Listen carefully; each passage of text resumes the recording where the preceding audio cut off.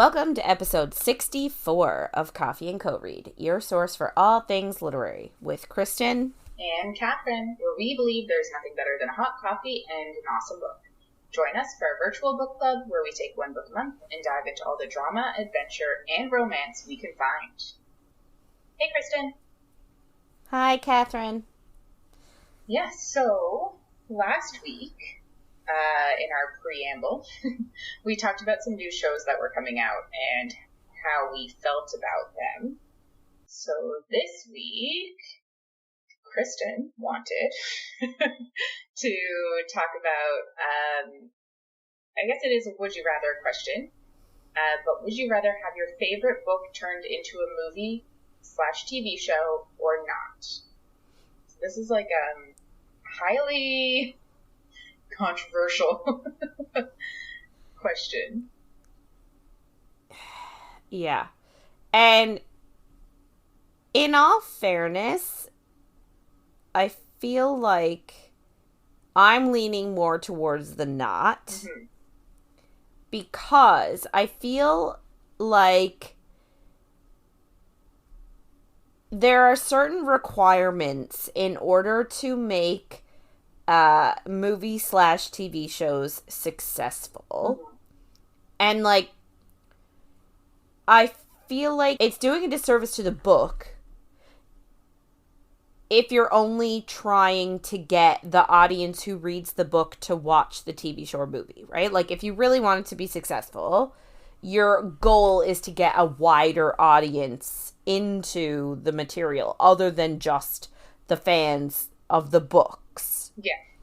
So that means that they obviously have to change things, fix mm-hmm. things around to make it entertaining and to make it understandable for a wider audience of people.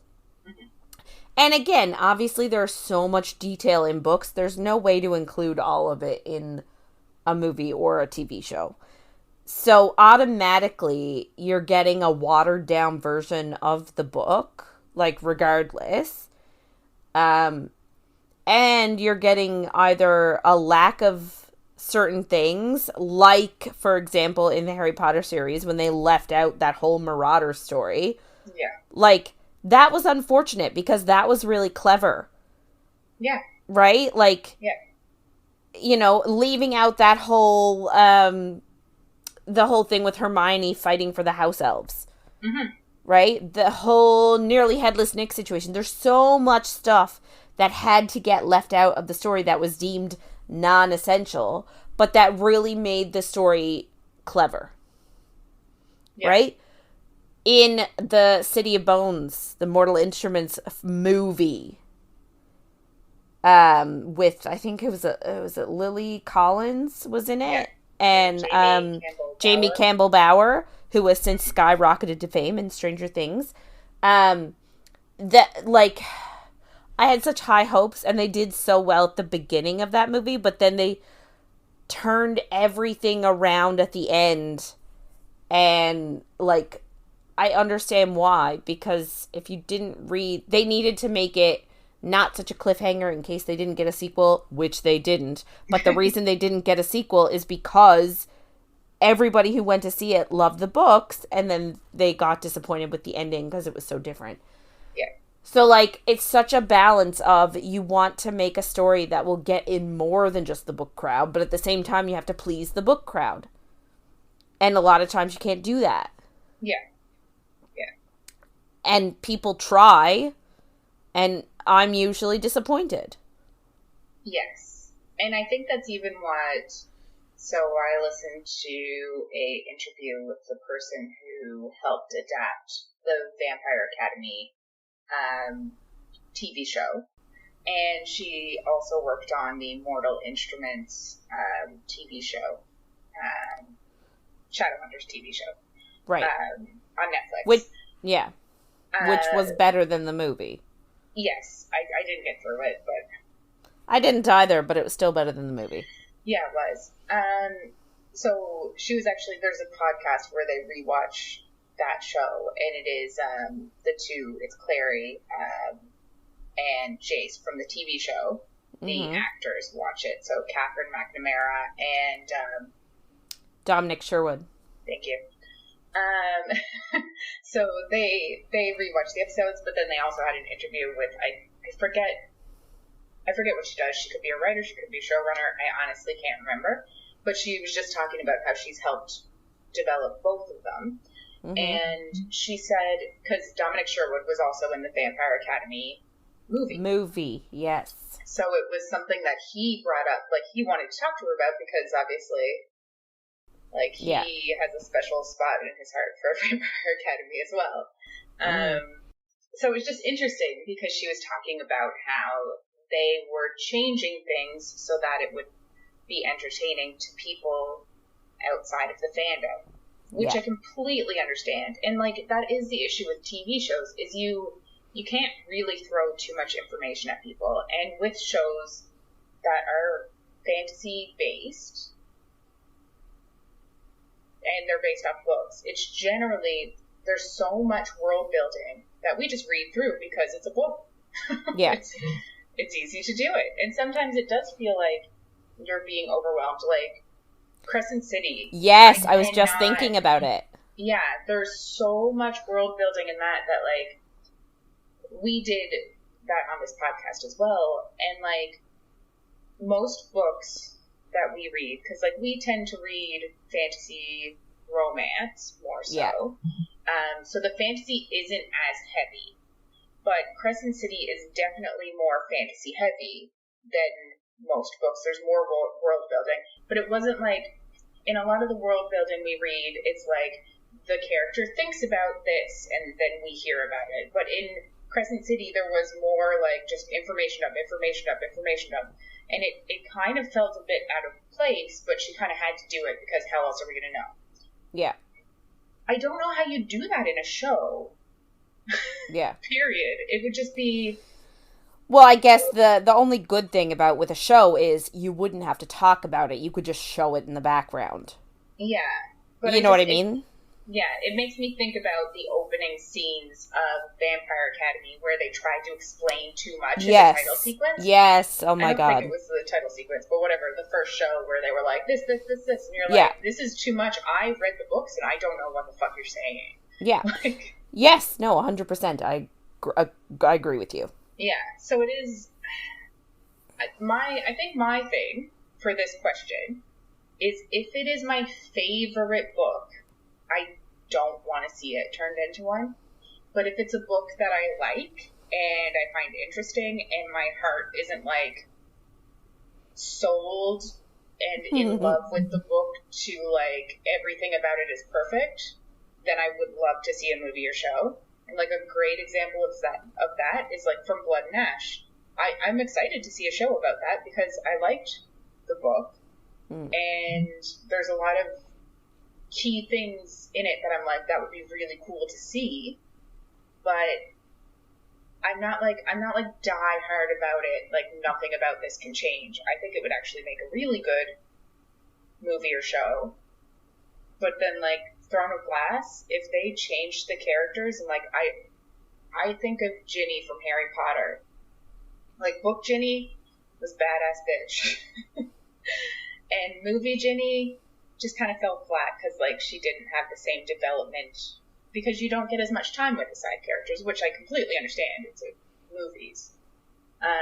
But yeah, I think that From Blood and Ash could be cool, but I do think my answer for this is probably no. For my favorite, if we're actually talking favorites. Yeah. The only thing that I can think of, though, is that, and I almost want to say, like, it would be so cool to see, like, the casting choice. But at the same time, like, for me, for example, with ACOTAR, to see Feyre and Rhysand cast as characters, like, from actors, would be so cool. But what if they, like, make the wrong choice? Yeah. You know what I mean? Like, so it is one of those things where it's like, I would love to see who they cast, but at the same time, I don't. Because if they pick someone that I think is not suitable, that's also a problem, right? We have these ideas of what the characters look like, even from, like, looking at fan art. Yeah. Like, even if you look at the Feyre recent fan art, Rhys has, like, not the same look, but a similar look in all the fan art. Yeah. Like, he doesn't look super different. Yeah. So, like, how are they going to replicate that? Because now everybody, when they think of Rhys, they think of that guy from the fan art. Exactly. So, like, there's no way you can find an actor who looks identical.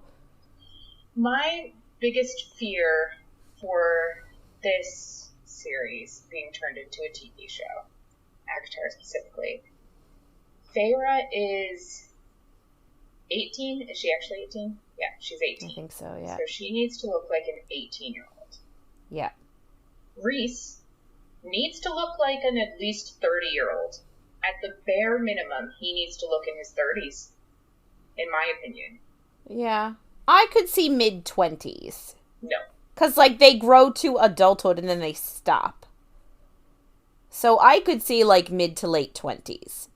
Maybe. I just think that I'm going to be annoyed that he looks too young. Yeah. But then it's also going to be weird because, like, if he doesn't look young enough, then how is he pairing with an 18-year-old?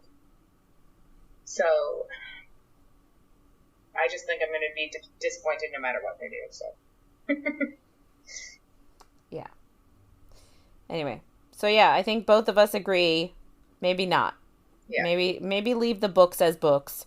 Mm-hmm. The only benefit I will say is that a lot of times, especially, so like I found, I studied the Hunger Games this year with one of my classes, my English class, and them watching the movie really got them into it. So like, then they wanted to read the next book. Yeah. You know what I mean? Yeah. But that's how I got into Hunger Games, is we went to see the first movie in theaters, and then we went downstairs, and I bought the 3 books in a, like, little package. Set, yeah. And, like, there are some good ones. There are movies that I almost feel like I need to see the movie and then read the book to appreciate the movie, because I need to have, like, a blank slate. I can't go in and be like, why didn't they do this? So, yeah. But, yeah, we are in agreement. So, just a heads up, we're not a spoiler-free zone, and things might get saucy this week. Can't really remember what happens. Okay. So, this week we're doing chapters 15 to 23. It's our 3rd week of Neon Gods by Katee Robert. Last week, Hades took Persephone to the sex dungeon to show everyone that she is his and not Zeus's. They don't actually go on the stage as they planned, which is a surprise to Persephone, but Hades has sensed that Persephone isn't really ready for that big of a show, which is, like, very nice of him, but I also was like, why can't you just tell her so she's not terrified as she walks in, but go off. But do you think maybe he was, like, playing it by ear and was more like, we'll see, like, if she's not super stressed, maybe we'll go on stage, but if she is, maybe we'll just go to the... He made phone calls while she was taking a nap last week, and I feel like that was to set up the show, but, like, maybe if they had walked in and she was feeling great, he would have been like, well, I'll pay you guys anyway, but we're the ones putting on a show, not you. So maybe. Right. Yeah. They could have. Yeah. So they end up sitting on a throne and putting on quite the show from there. And she rides him until she comes. He doesn't come at all, but he does promise her more. Yeah. So this week we start with Hades' point of view, and he wants to take her upstairs and forget the party and make her come again. You know, he's one of those fictional men. Yes, who want women to come like 10 times before they do. Yeah. I would be too tired, honestly. I'd just be like, okay, let's do you now and then take a nap. Yes. Yeah. Seriously. Yeah.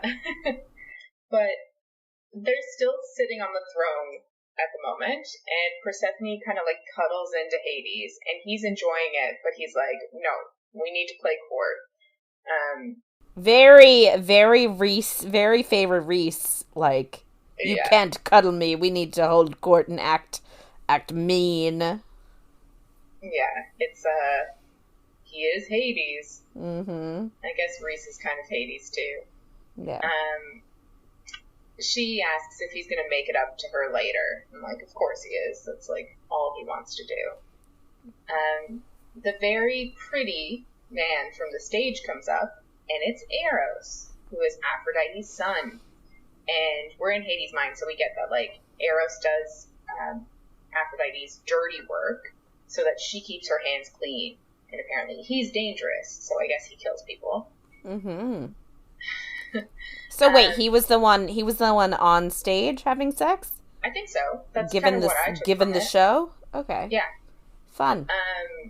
Yeah, and he's also one of the main characters in the second book, and he turns out to be pretty interesting. He tells Hades and Persephone that Persephone is apparently pissing off a lot of people in the upper city, and how? Like, this was not their first. This was their first public performance? Yeah. How is she pissing everyone off already? Just because she said no and ran away? Well, just because she ran away, because she did say yes. She just ran away. Yikes.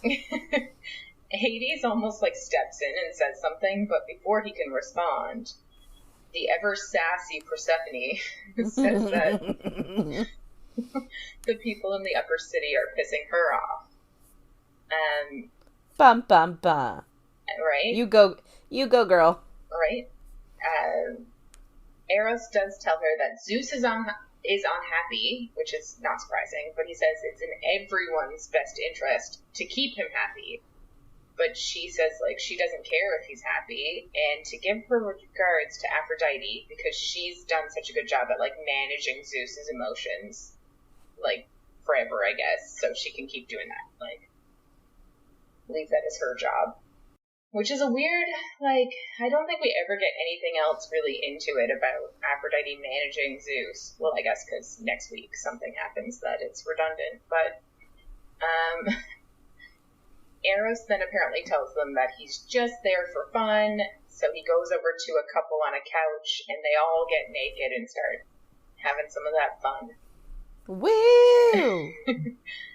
Persephone is annoyed with people spying on Hades and using his hospitality to act out fantasies that are frowned upon in the upper city. And she's, like, looking around, and there are so many people that she recognizes from parties in the upper city. And she's just like, I don't understand. You're supposed to be a myth. Why do all of these people know about you and nobody talks about you, really? Because she didn't realize he was actually real. Yeah. So he tells her that Zeus wants it this way, and she knows, like, it gives Zeus more power if they think that he also controls the lower city. But, like, I guess it just goes to show that, like, Hades is not allowed to leave the lower city. But I feel like, couldn't, like, somebody else from the lower city, like, just to take away that power, could somebody else from the lower city not, like, go across to the upper city and leak that Hades is a real person to take away some of Zeus's power? Like, wouldn't that be a good idea? You would think, because, like, I'm assuming it's part of the treaty that they're not supposed to know he's real, but I don't really understand why. I just feel like there should be a workaround. Like, if you want to take some of Zeus's power, which seems like something that Hades would want. Yes. Seems like his main goal. Yeah, to, like, slyly make it so that somebody, like, maybe takes his picture without his consent, quote-unquote, consent, and, like, brings it to the upper city and is like, hey, look, Hades is real. Yeah. Like, calls the newspaper and says, I've got a juicy scoop for you. The gossip mags. And by mags, I mean sites. Yeah, it's funny because our last Persephone Hades book, they also didn't like taking his picture. He wouldn't let his Yes. picture be taken. Yeah, your comment then just made me think about that Hades not wanting his picture to be taken. It's kind of funny. Just a callback. So Hermes and Dionysus come up now to Hades' throne, and Hades, I guess, in his head is thinking that Hermes will sometimes join in with the festivities here, but Dionysus doesn't ever join in, and he thinks, I keep saying says, but it's in his head. It's hard to differentiate, but his vices don't include sex of any flavor, so I'm assuming that does mean that he's asexual. So, I feel like the author is not working hard, because I honestly, it doesn't seem like she's working super hard, but like making obvious choices to be inclusive in terms of people's sexual preferences. yes.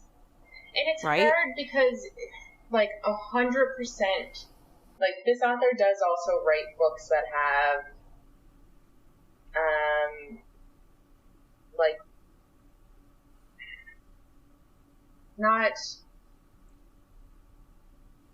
I've read a few of her books, and I've not read any of them where the relationship is just, like, two men or two women. Like, I've read some books that have, like, a throuple where there are two men and they enjoy each other as well, but it is a throuple. And, like, I've read another one of the ones that I read, it is, like, there is moments of women going down on each other, and, like, those sex scenes do have, like, inclusivity in them as well, but I think as a, like, blanket statement, most of the books are more a man with a female. Like, they're mostly... Yeah. Traditional, we'll say, traditional romance. Yeah. That being said, I haven't read any of her monster books. She has, like, monster ones, so, like, that's just its whole other thing. I do have one on hold out in Libby, so I'll get into those eventually. But, yeah, I think she is, like, aiming for the group of, I'll just say, women readers who read romance who want a male-female relationship with a happily ever after. Yeah. So, like, I appreciate that she's throwing this in, and, like, I think we talked about it last time it came up, too, and there's an instance that I think comes up next week about Hades' past as well. And I appreciate that it's thrown in there, but it kind of feels like it could be, like, pandering to people. Yeah, that's, yes. Yes. And, like, and how do you do it without pandering to people? So, like, I don't know. It's such a hard line. And I don't know what the right way to do anything is. Because, like, the people that are reading this book are looking for that male-female happily ever after. Not everyone, obviously, like, but that's generally what a large majority of the market is. Yes. So I do understand it. And, like, peppering in these other, like, past relationships with two female characters and someone who is asexual, potentially. And then, like, I get it, and I think that it does help. And it is representation, but it's hard to think that it isn't. It's hard to not be a bit like, are you just doing this for the sake of doing it? Like, yeah. I don't know. Well, and then it gets hard because, so you want to say, well, like, how about instead of having, like, that person be off to the side, why don't you have one of your more central characters be, like, have a, you know, a same-sex relationship or something. Yeah. But then you are gonna get hate from, like, you're gonna get hate no matter what you do. Well, of course. If she decided to do this story and it was Hades was a woman, and then we had a girl on, like, a female relationship. Mm-hmm. And then she tried to write all the sex scenes anyway with, like, 2 females. I'm not judging, but I'm not 100% sure, but I think she is a hetero cis woman, Katee Robert. But, like, then you're going to get the people being like, well, she has no experience, so what she's writing is not accurate, and she shouldn't be writing what she doesn't understand and what she doesn't know, and blah, blah, blah. Right? Like, so you're gonna get hate on both sides.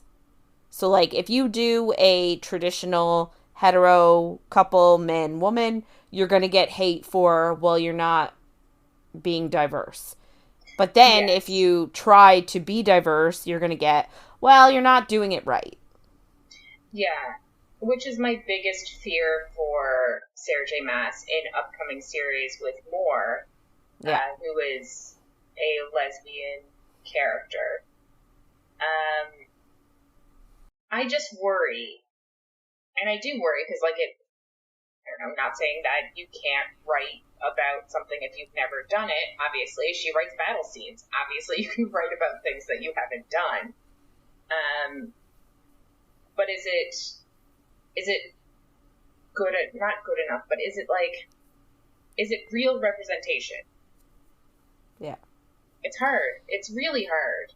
Now, I've actually read about this, and a lot of fans, anyway, have made the suggestion that if she writes for the female-on-female relationship, and this, I guess, goes for, because, like, again, I've seen this question pop up a lot, like, and it's an ongoing argument. You cry out for representation, but yet, like, people are getting upset. Well, she needs to write about a lesbian couple, which is fine, but she's not a lesbian. So, like, what do you normally write? We always say authors write what they know. Yeah.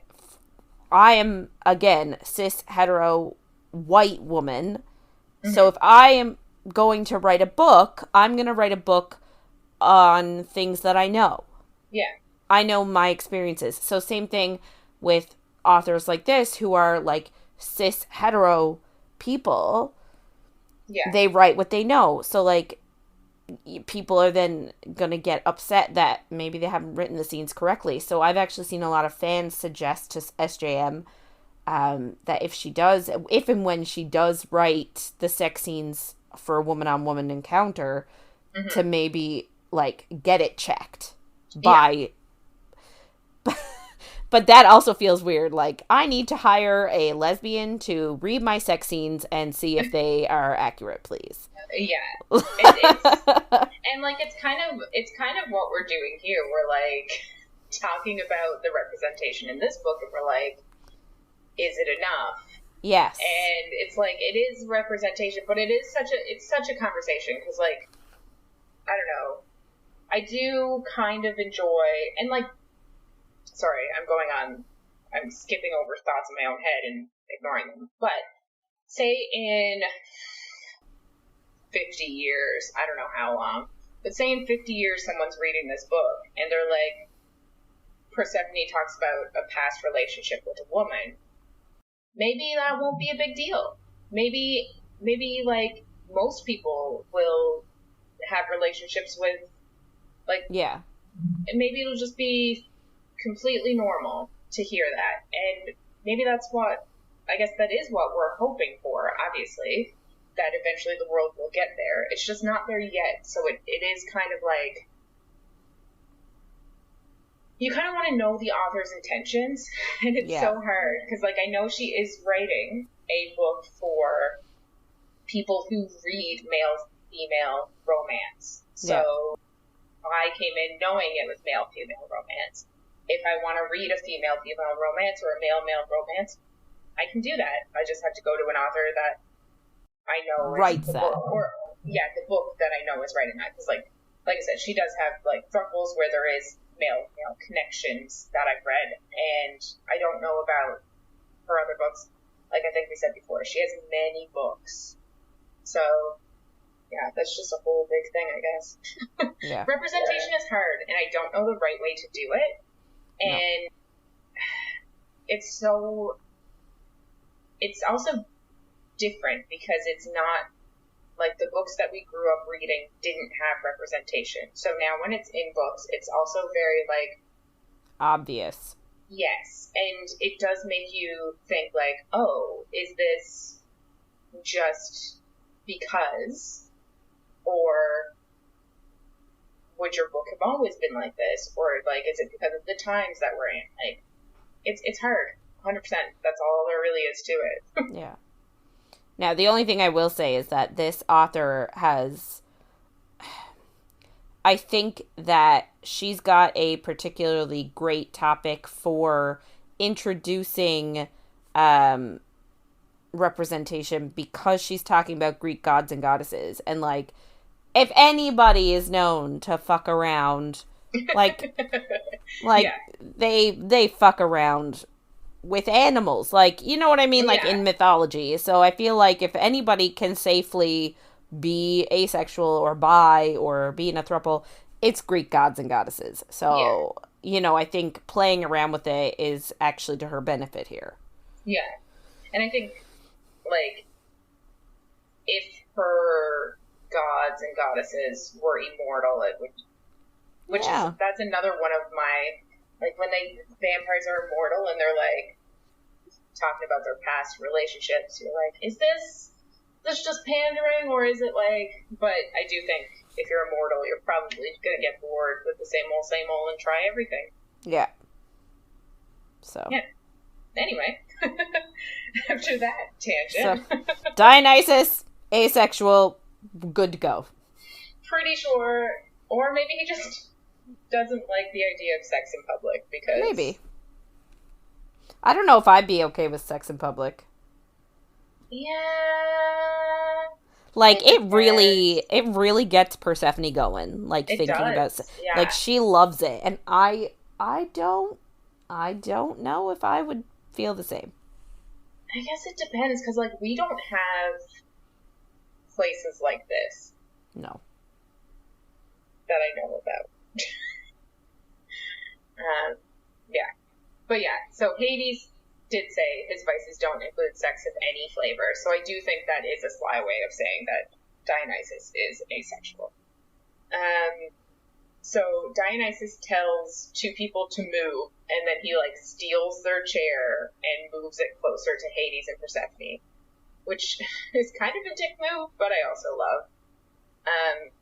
Hermes, like, tries to give Hades some advice and tells him to back off Zeus, but Persephone gets super defensive. But then Hermes is like, we didn't mean to, like, bang Zeus's fiancé in front of 50 people when we said you needed to, like, live a bit more. And she says that, like, all the people there are, like, frothing at the mouth to tell Zeus about it. And Hades makes a joke that, like, Hermes and Dionysus are probably going to go tell him too. Mm-hmm. And, like, he's not wrong. And Hermes, like, blames, and I say blames with quotation mark, but blames Persephone for the joke. And Persephone tells her that maybe she'd know that Hades jokes if she ever stopped talking long enough to let him speak. Ah! Which I do love that line. But she's, like, in this moment, she's super defensive of Hades. It's kind of, it's a bit excessive, almost. I don't know. She's got her claws out. But, like, I also feel like she's been seeing how he's living and sees how alone he is. And, like, I guess technically she has also seen, I believe, Hermes and Dionysus. She knows that they visit sometimes. Mm-hmm. And, like, I feel like maybe she was expecting a bit more support, considering they think of themselves as his friend, as his friends. So. Yeah. Yeah, it's just, you know, she's already getting protective, defensive, and very, like, attached almost, which is interesting, because this is only for the winter. Yes, it is. Hermes then says that she's in love with Persephone and calls her a delight, which I do like, because I love a woman standing a woman, like, yeah. big fan. It doesn't end up like a cat fight, like getting, she's not pissed off that she sort of called her out. Yeah. And Hermes also says that Persephone is making Hades more human, and he's making her more interesting, which is good for both of them, I guess. Mm-hmm. But it's also like, I think Persephone was interesting. She was just putting on a persona for people. So Dionysus then tells them that Zeus apparently destroyed an entire room when he heard that she was in the lower city. And Persephone starts to worry about her sisters, and Hades kind of realizes, I don't understand how he jumps to this. He's like, oh, she's worrying about her sisters, without having a conversation with her. And then he's like, I should have done something about them. And I'm like, how do you know that that's what she's thinking about? He knows her so well after just like a week. Of course. They're besties. Like, they can read each other like books. Just from a look on the face. When she's looking forward and he's above her, but sure. Yeah. So they kind of talk about, like, if war happens, that it'll put a damper on things. And Persephone is kind of confused because she doesn't understand how war could happen. But I guess Hermes and Hades kind of explain that, like, if Zeus breaks the treaty, the 13 are supposed to go against him, but we all know that they won't. Like, at least a third will be on his side, and the others could kind of go either way. And Hades knows, like, if he were to actually break the treaty himself, then all the rest of the 13 would go after him. So it's not really fair, but he's Zeus. What do you expect? Yeah. Hades then is like, fuck this. So he picks up Persephone to take her upstairs. He's like, I'm done. Woo! So then we jump to Persephone's point of view, and she really wants to dislike him carrying her, but she actually loves it. But she does still kind of complain about it.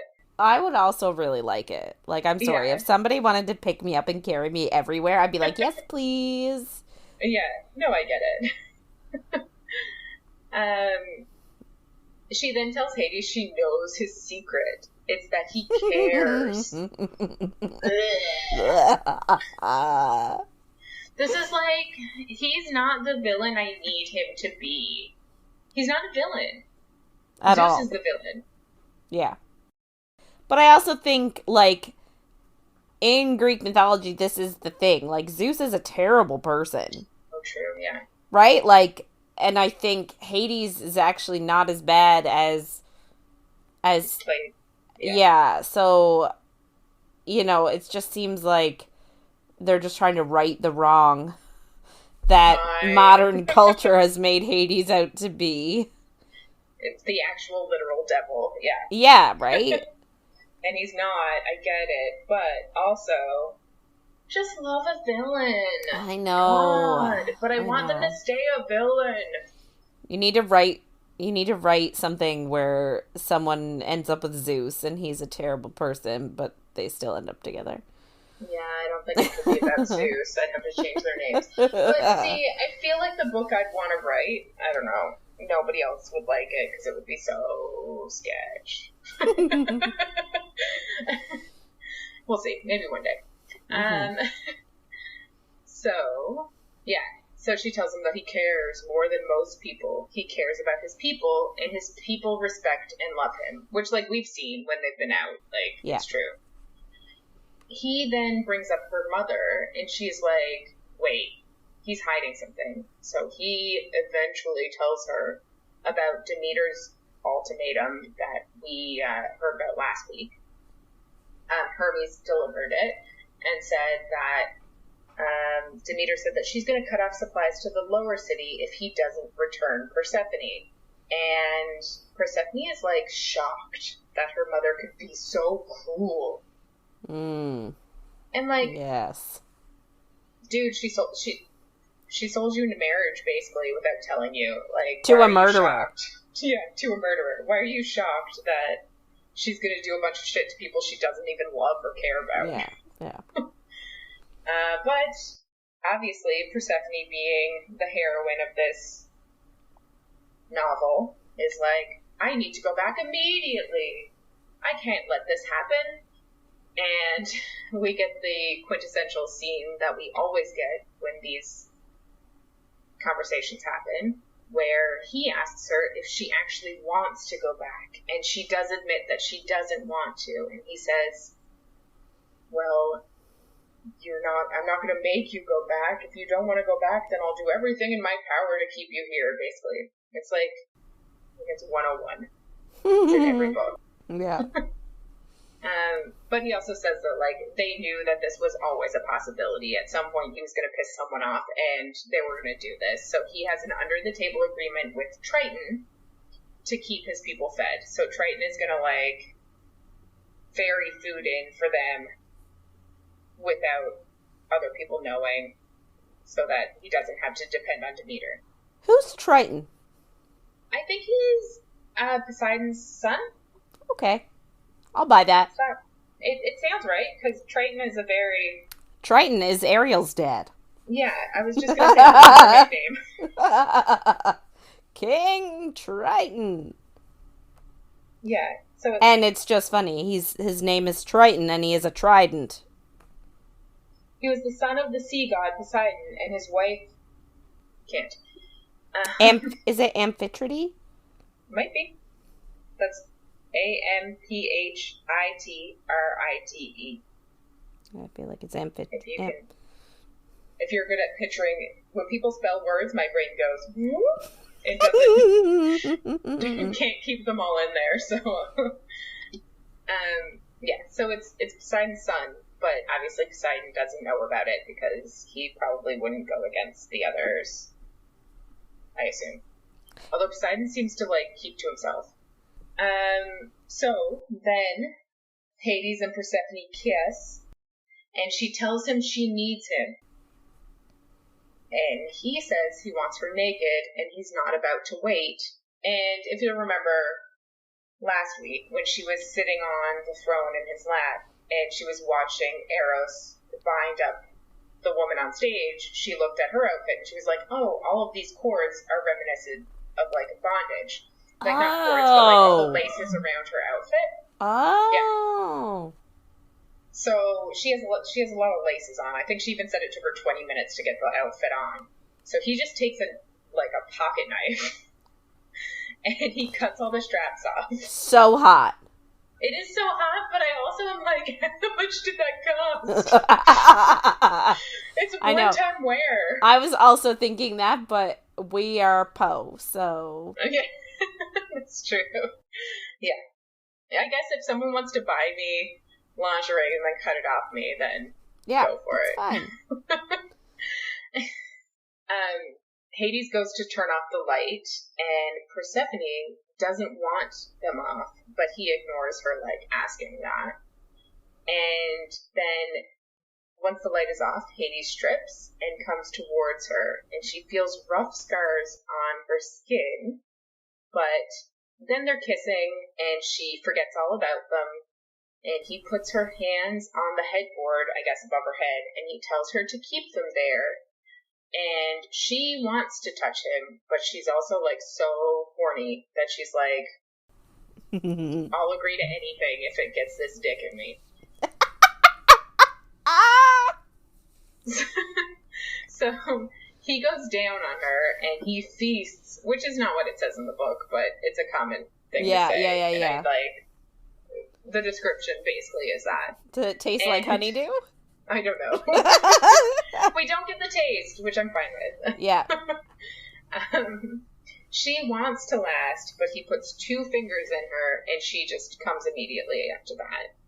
And she asks to touch him now, and she knows that there's, like, some reason he's asked her not to, like, touch him. Like, her hands are on the headboard for a reason. Yeah. And she did feel all the scars. But he does let her. He puts her hands on his chest, and she can feel the scars all over his chest. And she thinks There's another moment of, like, how does she know what he's thinking? But she thinks, like, he was afraid she would reject him, so that's, like, why he wouldn't let her see him or touch him, which is true, but I think she's also, like, she knows too much, and I think that's the author, like, if you're gonna write in people's point of views, I don't like when characters guess too much about what the other character is thinking. And, like, this kind of is a bit, like, it's a bit far for me. Because she's right on the money. But she kisses him then to kind of show, like, I am not afraid of your scars, I want to touch you, whatever. Yeah. And he takes out a condom, and she asks him to promise she can have his cock in her mouth soon, but she's too needy for him right now to, like, do that now. So he tells her she can kneel and ask anytime, and if he wants to, he'll agree. So that's good. I'm sure we'll get that scene soon. Yep. And then they start to have sex, and he orders her to touch herself and come for just him and not the audience like she did earlier. Mm-hmm. And she, of course, does. And he kisses her as she comes, and he comes, like, shortly after, which I'm always a fan of. We're in her point of view, but I don't really understand this part completely. She, like, thinks he's about to leave, and she panics, and she's like, stay with me? And he agrees to stay. But I think he was just getting up to, like, get a cloth or something, or go to the bathroom, whatever. But she thought he was going to leave, even though this is his bed. It was just kind of interesting. She, like, panics at this moment, and, like, he can tell that she's panicking. But he does stay. I didn't really understand why she started to panic. But anyway, she does think she will eventually leave him, because that is her plan. She's eventually going to leave Olympus, so obviously she's going to leave him. And that hurts her. And she knows staying with him isn't freedom, but she is sad about, like, the thought of leaving him. So she plans to enjoy every second to the fullest. And then she falls asleep. So we jump over to Hades' point of view, and he wakes up with the sun, and Persephone is lying in the bed, and she is still asleep. And he wants to wake her up with his mouth, but he looks down at his chest and the scars on it, and he decides against it because he doesn't want her to see them. Yeah. Which is, like, it's super sad, but I'm also like, I don't know. I get it, I guess. It is very sad. Yeah. Well, like, we're missing out on hot wake-up sex. It's true. We do get a scene not too long from now, though. He gets a shower, and he gets dressed, and he's about to go downstairs, but he's worried that, like, Persephone will wake up and see that as a rejection. But then he's like, this is silly, because the relationship's going to end soon, so how, like, why am I worried about her feeling rejected when she's fucking leaving soon? But, like, also, their relationship just started, so, like, they keep talking about how, oh, I'm leaving soon. And, like, yeah, 3 months is not a long time. But at the same time, she's been there for a week. So, like, yeah. They're saying, oh, she's leaving soon. In terms of how long she's been there, she's not leaving soon. She's going to be there for, like, a long time. 11 more weeks. Yeah. Yeah, 11 more weeks or something. Right? So, like, I don't understand this whole, oh, she's leaving soon. It's like, no, she's not. Yeah. Chill out. I'm sure it'll go by faster than you want, but you still got time. Yeah. This is our first time, like, first day of sex. Yes. So it's her first time waking up in his bed. Exactly. Hades ends up going to the office next to his bedroom, and he has a text message that the 13 are having a meeting at 9 a.m., so he logs into it, and he's 10 minutes early, but everyone's already there, so it's a Zoom meeting, basically. Which is so funny. It is so funny. It's like, is it COVID? I guess it always has to be a Zoom meeting, because Zeus isn't allowed to leave his side, and Hades isn't allowed to leave his side, which is kind of funny. Yeah.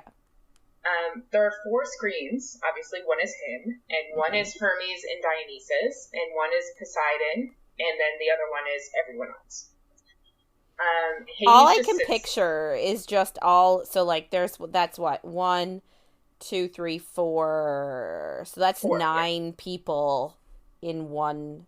All I can think of is them like all squished together, like peeking in. Yeah. I thought you were going to say all you could picture is, like, Poseidon's in a screen by himself. All I can picture is he's just underwater. With his me too. He can't even say anything because he's underwater. Yeah. So Hades just sits there, and he's waiting for Zeus to start the meeting. Like, he's the one that called it, so he better start it. Just fair. I do that in meetings often. So Zeus says, "Return my fiancé." But Hades counters that the treaty was honored, she ran from him, and he also, of course, brings up, like, she ran and got glass in her feet, and it was so cold she could have died. He also says she can go back whenever she likes. Like, he's not holding her there. Mm-hmm. She is able to go. And Hades tries to kind of say, like, she doesn't want to come back. That's why she's still here. But Demeter says, "You're defiling my baby." Oh, God. Yep. So Hades, of course, replies, like, "You were willing to sell your daughter to a man who kills his wives." Which, like, it's not wrong. No, he's not wrong at all. And somebody had to say it. Well, exactly. They do go back and forth a bit. And Hades says that Persephone can come and go as she pleases. And Demeter asks for proof. And then, of course, Persephone, like, walks into the room and then is right behind Hades, and she's just wrapped in a bedsheet, and she says, "I'm where I want to be, mother." And she's very happy with Hades, and then she shuts the laptop. Have you ever shut a laptop while you were on a call? Like, no. I feel like it wouldn't hang up. Maybe they don't need it to hang up. They're gonna hear, you know. That's true. She's gonna show them just how much she wants to be there. Yeah. Anyway, so Hades is, like, shocked that she hung up on the 13, and she counters, like, they wouldn't have believed him if she didn't say it herself, which is 100% true. Yeah. I don't think she needed to hang up on them. But no, whatever. But I feel like she was done with the conversation, and, like, she didn't want anybody to be able to come back and say anything at her. Yeah. And she does say, like, she was done listening to Zeus rant, which is fair. He doesn't deserve the listens. No. Then she straddles Hades, and he says they have no idea who she is, and she, like, talking about, like, the 13 have no idea who she is as a person. Yeah. And she says that neither does she, and, like, that's why she wants to get out of Olympus. She wants to, like, figure out who she is as a person. Yeah. Valid. 100%. She's, like, played the part of a perfect daughter her whole life now. So, like, not whole life, but mostly. And he says that's still the plan, even if it does, like, make him sad in his head. He's, like, he doesn't show that part. Right. And she asks to call her sisters, and he says he'll get her a phone today, and she thanks him, and then she slides down between his legs onto her knees and looks up expectantly. And then she asks him if she can have his cock.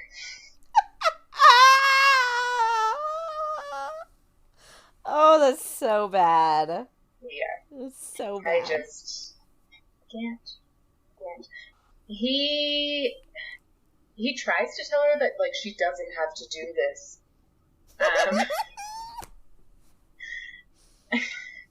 But she says that she wants to, which, like... Great. Consent. Yeah. Exactly. She also says she wants to do everything with him, and that makes his heart pitter-patter. And he's like, my cold, dead heart woke up that day and grew 3 sizes. And I'm like, are you the Grinch? Oh, dear Is God. Hades the Grinch, actually? Possibly, who knows? He didn't actually say that, but he does say that, like, it woke up something in his heart or something similar like that, which is like, that's not good, dude. She's leaving. Also, it's been a week. Yeah. Yes! It's been a week. I think we say this every week, but... I know. Next week, it'll actually be longer than a week, so Yeah, next it'll be week. a month. Exactly. But this relationship in every single retelling we've read, all two of them, has been very fast and loose, very Romeo and Juliet, very like, let's jump into the deep end. Yeah. So. Yeah, that's true. Yeah. So she takes his dick out and says, I think we're in her head right now, right? Must be. No, we're in Hades. Okay. So she says this out loud. Okay, so this is worse. Jesus. She says she wishes she could paint him. Just his dick? Like, do you want to paint his dick? Is that what you want? But, like, here's my question. There's been no preamble whatsoever. Like, he's literally in a meeting, presumably flaccid at this point, because he's in a meeting. Well, she sat on his lap. I'm just saying, like, I just feel like she's pulling his penis out of his pants. Like, is it flaccid at this point? Does she have work to do? I just all I can think of is like a floppy, and I just think of her holding it and like flopping it around. I mean, like, I wish I could paint this silly thing. Use it as a paintbrush, maybe. Yes. So then she puts her mouth around him, and she asks him what he wants. How can she do that when she has it in her mouth? Listen, I'm not a biologist. It's like muffled, like, what?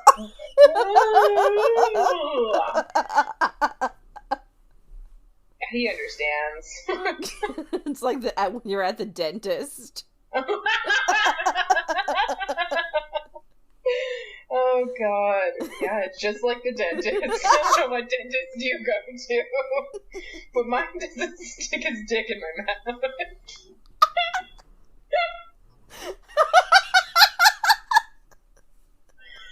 Oh, Jesus. Oh, God. Yeah. He does tell her what he actually wants. He wants to fuck her mouth until she cries. Yikes. And she tells him she can take whatever he can give her.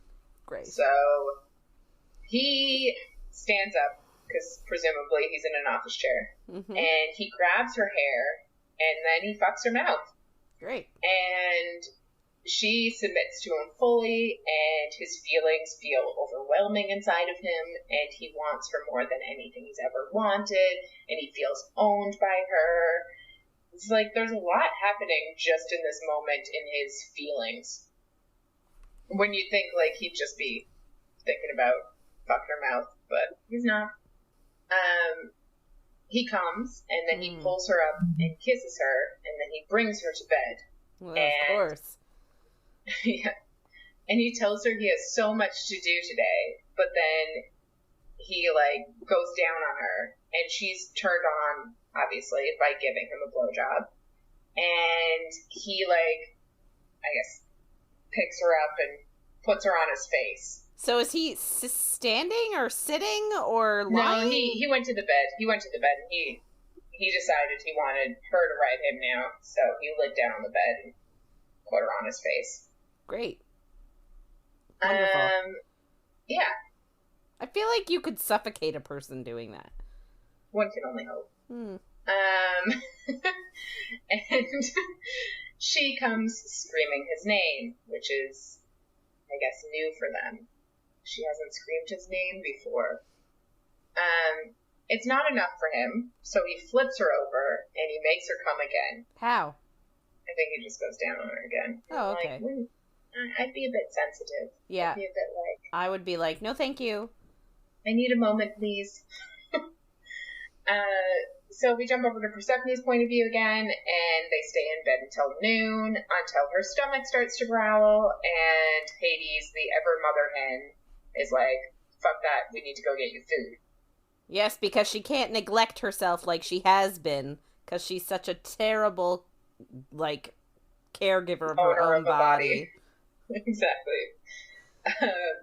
So they're in the kitchen now, and they have food, and Hermes shows up and tells Persephone that her sisters sent her. So, like, Persephone's sisters sent Hermes to give her a message, since she hasn't gotten back to them. Mm-hmm. And then Psyche's voice comes out of Hermes' mouth, because Hermes is a great mimic. Magic! Yeah. It has to be magic. Like, how?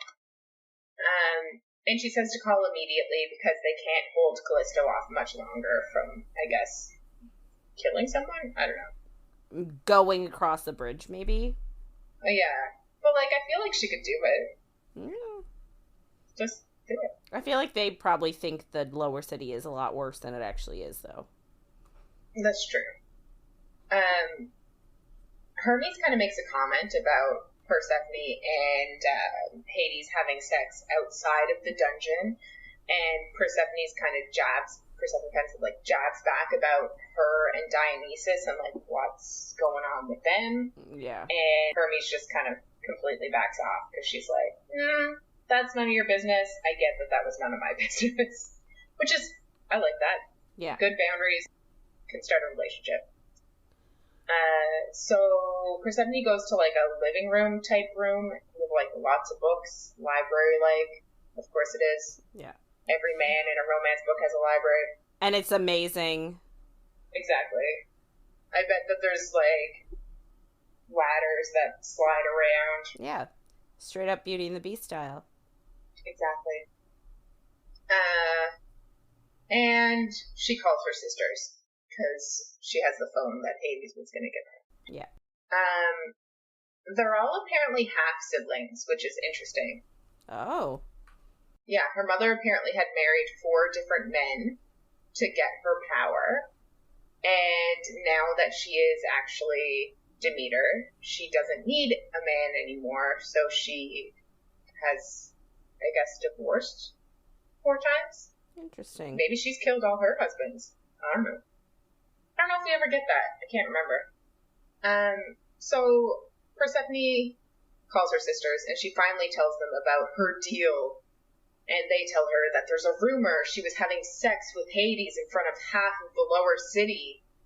And she admits that it's true. And Eurydice is scandalized and wants... Oh my god. Yeah, she's the youngest sister, and apparently she's been a bit sheltered, but, like, she's completely, like, flabbergasted by this and wants to get Persephone home immediately because, like, she's worried about her. I completely understand it, but still, we're in Persephone's head, so we know that it's fine. Is she, like, do we ever find out, like, is she, like, 18? 19? I don't know. Because she's the youngest. Isn't it? It's Callisto and then Persephone, then Psyche, and then Eurydice, right? Yes. So, like, if Persephone is turning 25, then it would maybe make sense for Psyche to be, like, 22, 23, 20. Because four different marriages is... Yes, yeah. So it would have to be, like, more like 21, 22. So then it would make sense again for Eurydice to be, like, 18, 19, 20. Yeah, if that. Because, like, maybe in this world. Well, like I said, maybe she murdered each one so it was easy to get married to a new one. Mm-hmm. Because, like, if she actually had to divorce them all, like, I don't know, divorce takes a while in this world, in our world, I can't imagine. Mm-hmm. But anyway, Persephone tells them that she'll explain everything, but they have to listen and, like, not butt in, basically. So she does tell them everything. The only things that she kind of leaves out are Hades' history with Zeus, and she leaves out his scars, which I don't think she would have needed to tell them, but she thinks to herself that, like, she thinks that the scars are from the fire that killed his parents. She also tells her sisters that she can actually breathe here, and, like, she feels more like herself. So she's feeling better there than she was in the Upper City. How do you say her name? Eurydice? That's what I've been saying. I don't know if it's right, but that's what I've been saying. Yeah, I don't know what it is. It could either. also be your DC. I don't know. I just look at words and say them the way that my brain says to say them. But yeah, so however you say her name, Eurydice is happy for Persephone, but Psyche wonders if it's all a trap. So I guess hearing that, Persephone actually starts to think about it, because she's like, it really could be. So she kind of like goes through everything, and she says she doesn't think it is because he hates Zeus, and he's not like the other 13, and her instincts tell her that she's safe around him. Mm-hmm. Then she tells them about their mother's ultimatum, but they already know about it because apparently she's been ranting about it. Eurydice says that their mother is worried and loves them. And she tells Persephone that their mother is apparently cleaning, which she only does when she's worried, and apparently it's like her only tell. Which is like, I guess, Persephone kind of is like, oh shit, if she's cleaning, that actually does mean she's worried, and she understands that, but she also she knows her mother loves her. She just cares. Oh, I lied. Eurydice. Okay. My bad. All good. I guess we were both saying it bad, so. Yeah. Yeah. So Persephone's like, her mother's definitely worried. She does love her, but she just cares more about her power and like the plans that she is trying to put in motion for herself and her daughters. Right before they hang up, her sisters say, don't worry about us. We have everything handled. And Persephone kind of realizes that she should have been worried about them. Yeah. And they just hang up, and she's like, fuck. So she calls back, and Psyche answers alone. And she does tell Persephone that there are people following each of them, so each of the sisters. And Psyche thinks that Zeus is trying to make sure that they don't flee, and that, like, Persephone can also tell that Psyche is scared of this situation of being followed and of her sisters being followed, which makes sense. Persephone asks if they think that they'll just sub a different one of the sisters in now that she's gone. Like, will a different sister have to marry Zeus? Which would be interesting. Just be like, Persephone 2.0. Want a different sister? Here you go. Sorry, we announced it would be Persephone, but now it's actually going to be a different one. Like, you can't just sub a person in. And that's kind of what they say. Psyche's like, they kind of painted themselves into a corner by, like, doing it so publicly, and they would just look like fools if they switched the sister now, which is completely fair. Psyche thinks that Zeus is going to trick Persephone into coming back across the river Styx, and she tries to make Persephone promise not to come back no matter what happens. And she even says, like, don't come back for us. Like, no matter what happens, don't come back for us, type of thing. But Persephone is, like, finally starting to worry, because obviously Zeus has a reputation for a reason, and she knows her mother wouldn't put them in harm's way, but how far will Zeus go to get her back? This is a real issue. Yes. So Persephone kind of starts to spiral, but her, like, Psyche does start to, like, push back, and she's been pushing back this whole time. She says they're all coping in different ways, and Persephone's plan has always been to leave, so, like, why should this change anything? Yeah. But that doesn't really stop her from feeling super selfish and horrible after the call is over. Yeah. And, like, valid, but at the same time I do agree. Like, she's always been planning on leaving. Like, what did she think would happen after she left? I feel like... Yeah. Not that she's wrong for wanting to leave. I don't feel that way. But I do feel like if she really wanted to leave, she should have thought about this a bit more. Yes, I completely agree. And, like, obviously, you don't know what's going to happen until it happens. It's like, I get that, but still, Like, her mother is such a big power player. Obviously, she couldn't have just left without there being consequences for anybody else. So, yeah, bit short-sighted. Yeah. But also, she's 24, so older than most of our heroines, but still young. Yes, still brain only fully develops around them. So yeah. Okay, so we move on to Hades' POV. He's busy preparing his city. Well, he's thinking about how he has prepared his city for any possible disruptions. And he's put, like, everybody on high alert. And by possible disruptions, he means sort of supply disruptions. So he goes to find Persephone. He says that he's tired and he wants to see her, which is, like, I'm not saying a red flag, but, like, this is a flag here that maybe his feels are more deep than surface level. Yeah. More deep than he wants to admit. Mm-hmm. So she's in the library reading a book in a new dress. She's all curled up on a couch. So cute. And, like, I don't get... So he starts to imagine himself that this could be his life. That she would greet him at the end of every day. And instead of him going to his bedroom alone, she would be there.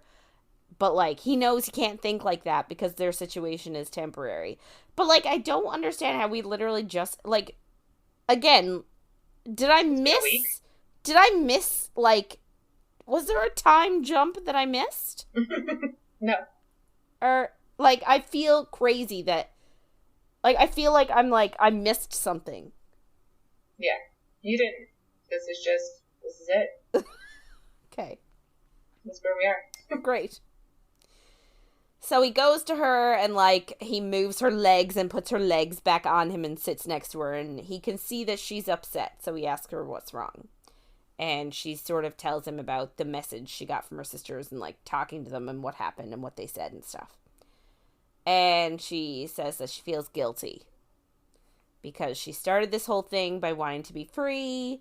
And now she's worrying about her sisters and she's afraid that she's made their situation worse by trying to escape her own situation. And now she's starting to second guess that maybe she should have just gone along with her mother's plans. Which is funny because, like, a few chapters ago, when they were on the throne, he was like, oh, I should have done something about her sisters. She's so worried about her sisters. And I was like, how does he know what she's worried about? But apparently she wasn't worried about her sisters. She didn't fucking think about it. Yeah, now she is. Now she is, yes. She apparently wasn't. Mm-hmm. Anyway, so he tries to reassure her and says that her sisters are more than capable of handling things if they are anything like her. Yeah. It's like, it's sweet, but at the same time, sort of, really, come on. You can't say that. You don't know her. It's been a week. Yeah. So then he asks her if she wants to get out of the house for a bit. And she says, like, absolutely yes. Like, it's not a question. So they get ready and they go out. It's a surprise. He hasn't told her where they're going. So that means that they have to walk down the street holding hands so he can direct her pull her in the right direction. Yes. He thinks that maybe he should let go of her hand, but he doesn't want to. He likes it, so he just doesn't. And I feel like this is harkening back to, like, was it last week or maybe even the week before when, remember, he, like, at their first encounter, like, when they were first starting to, like, have quote-unquote sex, and he really wanted to stay with her, but he made himself get up and leave. Oh, right. I think that was the first week when they had their first kiss, and he was like... Yeah. He was like, I want to have sex, she wants to have sex, but I can't do it. Yeah. Yeah, because he doesn't want to give in, right? Mm-hmm. He doesn't want her to have control over them. Yeah. I feel like this is sort of a callback to that, but instead of, like, letting go, like he knows he should, he keeps holding on. Yeah. So we're getting, like, character evolution a little bit, I feel like. Yeah, that's a good call. Good job. He asks her, like, if she's nervous, because, like, she hasn't really explored the lower city before, and, like, I guess the reputation is that the lower city is, like, a bit rough. Like, you're in the wrong side of town. Yeah. So he asked, like, is she nervous being out and around? And she's like, no, not at all. Like, you're with me and you won't let anything happen to me. And it's like, oh, darling. Like, it's not wrong. But he is, like, staggered at that statement and that she has so much trust and faith in him. And I'm just like, of course. Like, it just... I want to eye roll because that's always the way it is. Yeah. The man is always like, oh my God, you putting so much trust and faith in me, and that is amazing. Yeah. When, like, in most situations, I'm like, oh, you're a strong man. You'd probably beat someone up. Yeah. Anyway, so they stop at a warehouse, and of course there are those, like, column things with the intricate designs on them, and they notice it. And he thinks about how, like, he actually would commit unforgivable acts to keep her safe. And I'm sorry, we keep saying it over and over again. It's been a week. It's been a week. It's been a week. It's been a week. It's been a week! It's only been a week. I'm done now. With the whole book? Like, should we just... Yeah. We're just done now. Yeah. So they go into the warehouse, and it's an indoor market that's bustling, and there's people, and there's stalls everywhere, and it's inside because it's winter. In the summertime, they'll set up outside, but for now, it's the winter, so it's inside.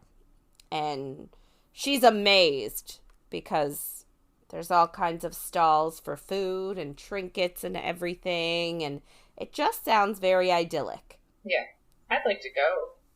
I would also like to go. But I'm also like, of course they have this. Yeah, right? Yeah. And of course it's, like, perfectly successful and, like, you know, even though it's in a beat-up part of town, there's lots of people everywhere. Anyway. So she's, like, super excited about it, wants to explore, and he is really excited that she is excited. He's like, wow, like, she's really into this. I love it. So she asks him, like, take me to your favorite food stall. And he says it feels like he's sharing another piece of himself that only she gets to see. And it's like she sees the real him, not the ruler of the lower city or a member of the 13, but him. Hades, him. I just rolled my eyes harder than I ever could. Yeah. Such a man. Nobody understands him. Yeah. So they go to a Euro stall, of course. And they talk to the guy whose name is Damien. Of course, Hades knows his name. His family has been serving gyros for 5 generations. And he says he remembers going to the stall as a teenager and seeing Damien work with his dad. And, like, he envied that father-son relationship considering his dad was dead and he didn't get to see that. You didn't get to see him. You wouldn't want to. He didn't get to experience that, I guess. Right, like that father-son relationship. Yeah. Anyway, so they get their gyros, they go sit down to eat, and Persephone is like, oh my God, this is the best thing ever. She moans because it's so tasty. I know. And it's like, I want that. Like, send me one. Yeah. Any food that is good enough to make you moan, give me. I want to try it. Yeah. Like, I've had good food, but I don't know if I've ever, like, had moan-inducing food. No, I don't either. I don't think I would ever do that, because I'd be too self-conscious. I would if I was home. Oh, home, yeah. Just, like, who's making food that day? I don't know. I guess usually the food at home is better than restaurants, so. Yeah. So, it is yeah. But, like, seriously, if this market was that close, I would eat there every day. Yeah, why? If there were not? so many different places, Mm-hmm. it would be amazing. So Hades tells Persephone as they sit and eat that he comes here at least once a week, and that he likes interacting with the population and he likes the chaos. He says he finds it normal. Another glimpse into the life of Hades. Which is just, it's so different from his house. Like, his house is very orderly and non-chaotic. Yeah. So they finish eating and they explore the market. He thinks about how if they were normal people, this could be a date. And this could be them not 10, but he says this could be them years down the road. Like, they could be doing the same thing if they were normal. But they aren't normal. They're not regular people. So in a couple of months, like he actually says, a couple of months, Persephone will be gone. And in 10 years, he could be doing this exact same thing alone. And she'll be far away, living the life she was meant to live in the sun. Because there's nobody else in the entire universe that could love him like she does. Apparently not. I guess. Anyway, by the time they're done, an hour later, apparently Persephone has charmed all the vendors and bought a bunch of stuff. How did she buy stuff? His money. Hades bought stuff, okay? Yeah. So they start to walk back to the house, and he can tell she's exhausted because her one little hour outside with her feet has tuckered her out so that even a week later she is still affected by it. But she can have multiple orgasms and it's fine. Mm. So her walking around now for an hour has made her so tired, he has to pick her up and carry her the rest of the way home. Yep. Can I just, like, if you...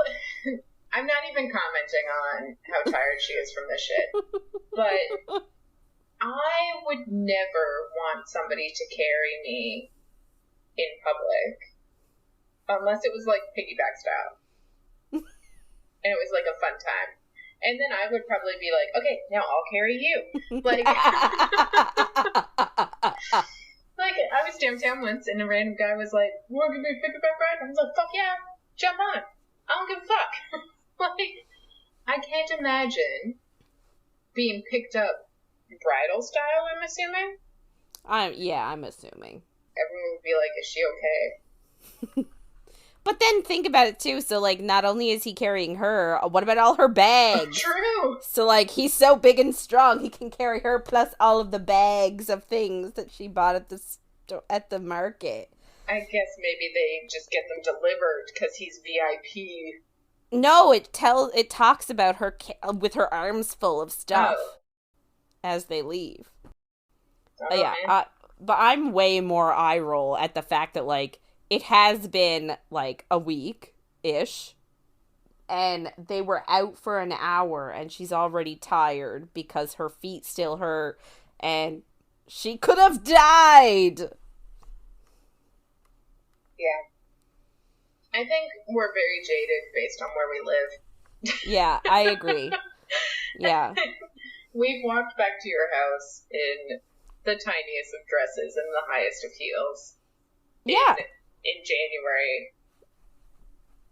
Yes. It's been cold. But it's been fine. Yeah. We got up the next morning and went to work. Like. Yeah, exactly. Yep. So, yeah. So, they get back to the house, and he's still carrying her, and she asks him to take her to bed. And implies, I don't know how the sentence, take me to bed, implies his bed. But it does. I think maybe it's not this time, at one point he, like, is like, your bed or mine? I don't think he said that. Yeah. But then he asks if she wants her things to be brought up to his room. Ooh. And she doesn't want to be, like, presumptuous or pushy. And is like, oh, I don't know, like, only if you're sure. And he's sort of like, if I didn't want you to, then I wouldn't ask. So like, she's that's like, not how the world works, though. People ask things yeah, all the time that they don't want, so. yeah, it's true. So she says, oh, okay then. Well, then yes. Yeah. And then she tries to, like, haul him right into bed. But he tells her, like, put your stuff away first. Like, I have to make my rounds. So he has this routine where he has to go and check all the doors and all the windows to make sure everything is locked and the place is, like, secure. And she just says, okay then. And he wasn't expecting that. He thought that she would ask, well, why? Considering he's got, like, this crazy security system. Mm-hmm. But she doesn't ask why. She just accepts that he has to do it. And again, like, how much have we not seen? Because how is she supposed to know he's got a crazy security system? Yeah, really, though. Like, I guess... didn't think we got that many jumps and or laps of time. Not yet, we haven't. I guess, like, the but first it seems day like we have. Yeah, the first day he, like, brought her home and carried her, he just looked at a camera and got into the room, like, the door, like, unlocked for him. But how was she supposed to notice that that was happening? She was hypothermic and had glass in her feet. So, like... Yeah. Yeah, I don't get it.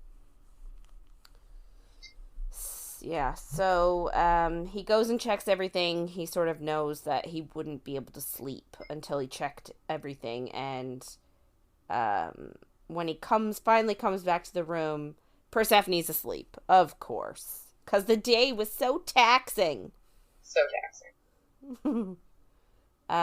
He gets in bed, and she's, like, cuddled on her side, sort of little spoon style. Yeah.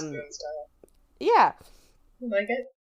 And he sort of, like, thinks that she looks so inviting. Like, she looks like she just wants him to cuddle up next to her, even though she's sleeping and has no conscious thought about what you're making me think that this is not good. No. It's not bad. It's just, like, he's literally thinking about how she looks, like, so cuddleable. Cuddleable is not a word, but, like... I liked it. So, she looks so cuddly. Cuddly is a word. God. And he's like, oh, but just because she looks so cuddly doesn't mean I should cuddle her, because she's not a big cuddler. She already said that. I don't remember her saying it. She did. Yeah, I think she did. I don't know if it was week 1 or even if it was last week. I can't remember. But she did say she's not a big cuddler. I'm sure she did, because they said she did. But I just don't remember it happening. Anyway, so he gets in bed. And that must have woken her up, at least subconsciously, because she scoots back into him and, like sidles right up to him. And grabs his arm and brings it around so that they're cuddling. And says goodnight. And he realizes that she has changed his life. It's big words. Big words. Big. Yeah. Big words. So, skip to Persephone's POV. Now we get the time jump. Weeks pass, and essentially they're just waiting for Demeter and Zeus to make a move, but they don't. And Persephone's just happy to, like, explore Hades' house, one room at a time, because she wants to get to know the man who owns it. And during this time, they also visit the indoor market a little bit. They visit other hidden gems in the lower city, and she, like, loves it all. She's, like, loving getting to know the city and the man. So, I know. So she's sitting on the couch reading a book, and she's watching as he's doing some work on his laptop, and she thinks about how they could be normal people, and she would be content to continue on like this. But they aren't normal. So this is a running theme about how they keep going back to if I was normal, if you were normal, if we were normal. Like they talk about that a lot. Yeah. And like, no, they're not 100% normal, but they're normal-ish. Yeah, like, I feel like this issue, they could have a conversation, and they could also, this may answer everything. Can we just have a conversation? But I'm also the first person that's like, I don't want to have a conversation with somebody about that, because it's so hard in and awkward. And awkward. So, like, I also get it, but... Yeah. Yeah. Like, they could be normal. They were walking around the street and people are treating them normal. Like, yeah. It's very easy to be normal. Yeah. So he asks her what she's thinking about, and she says, essentially, that he hasn't taken her back to his sex dungeon. Sorry. And says that people aren't taking them seriously as a couple because he hasn't treated her like he would treat, I guess, one of his normal... sex slaves? Yeah, partners, you know. I feel like he's treating her better, like he would treat somebody he cares about, and that should worry them more. Yeah. But, yeah. Well, I mean, I doubt he's gotten any of his other partners or participants to, like, sleep exclusively in his bed with him. And move their shit into his room. Yeah. Is this actually Akamath? Because, like... A little bit, I think. Yeah, just I think she's pulled from a lot of sources. Well, yeah. It's hard not to when you've read things, so... Yeah, and especially when things are good and you like them, like, it is hard not to sprinkle a little bit in there. Yeah, for sure. He sort of tells her, like, he hasn't wanted to share her with the visitors from the upper city. But then he sort of admits, like, she's right. Maybe Zeus and Demeter haven't done anything because they haven't forced them to. But I'm sort of like, why would you want to force them to do anything? Like, if what they're threatening to do is, like, war, supply cuts, why would you want to force them to do that? Yeah. And especially, like, Persephone's the one that brings this up, and her whole goal is just to leave when she turns 25. It's in her best interest to just skate under the radar until she's 25 and then get the fuck out. Yeah. Like, I know that she cares about Hades, and she wants Hades to get his revenge. But, worry about yourself. Yeah. So, anyway, he touches her ankle. Her ankle. Sexy. But she gets turned on instantly. She's, like, immediately wet and ready. Wet and ready? What is that? Hot and ready? Caesar's Pizza? Is that the place? What is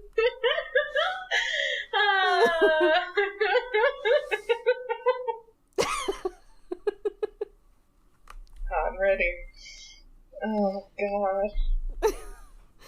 Anyway, so she thought that the wanting of him would fade with time. And fade with time, like they've been together for a month. At most, yeah. Is it been a month? Yeah, maybe. But she says, if anything, it's gotten worse because she knows what he can do to her body. And so, like, him touching her just, like, instantly turns her on. This next bit is probably one of the most awkward things I've ever read in a sex scene. So, all he says to her, and I had to reread it a couple of times because I was like, am I missing something? All he says is, show me. Like, literally, that's it. He says, show me. So she hikes her dress up and to show him that she's wearing panties. And he's like, oh, you're being a good girl today. Like, because she has panties on. And again, like, I felt like I was missing something. And apparently I'm not. Because I sort of, like, focus more on this section just because I was the one taking the notes for it. So I didn't focus as much on your section. So I was thinking something must have sort of happened in your section to warrant this callback of her being a good girl for having panties on. Oh, I think, remember the first week when they went to the sex dungeon for their practice play? And she had nothing on underneath her dress when he took it off. And she was like, I'm guessing that's a callback to that. But, like, I feel like it should, like, he didn't express that he disliked that. So why would he call this being a good girl? I thought he liked it when she had no panties on. I think so.